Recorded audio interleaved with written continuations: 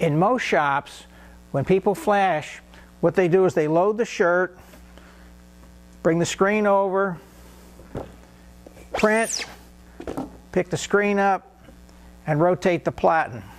And now that printed shirt is underneath the flash dryer as long as it takes to pick up a second shirt, like this one, and load it and print it.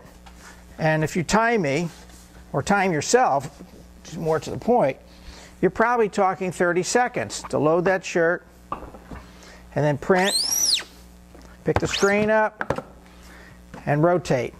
So that first color has now had about 30 seconds worth of heat. Well, if you have a 2 or 3 color job and you're flashing 2 or 3 times, the second flash is now another 30 seconds on top of the first 30 seconds, or a minute. So that first color's got a minute of heat, which is full cure.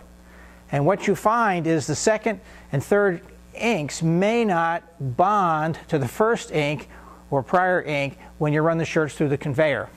The result is ink cracks and fades, and that's why you see so many people wearing shirts where you know the ink really isn't right. It's faded or cracked. The problem is they're putting too much heat on the ink. There's another problem too. The heat builds up in the platen.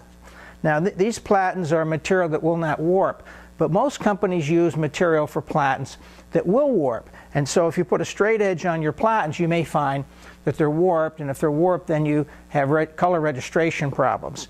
So you don't want to warp your platens. You do not want excessive heat in your platens. And the way to avoid all these problems is an automatic flash. And now we're going to demonstrate an automatic flash dryer. All right, now with the automatic flash, I would bring the screen down, print, back flood, put the screen up, and I rotate my screen. At the same time I hit a foot pedal, and that brings the flash over the shirt. Meanwhile, I'm loading a second shirt and printing, and again, maybe it takes me 30 seconds. My flash dryer is off the platen, so I'm not going to overflash. And that's the point. Now the automatic flash has a dial on here. You can set the number of seconds. This is set for about 7 seconds, but you could have it 6 seconds, 4 seconds, 8 seconds, 10 seconds, depending on the thickness of your ink, whether there's moisture in the shirt.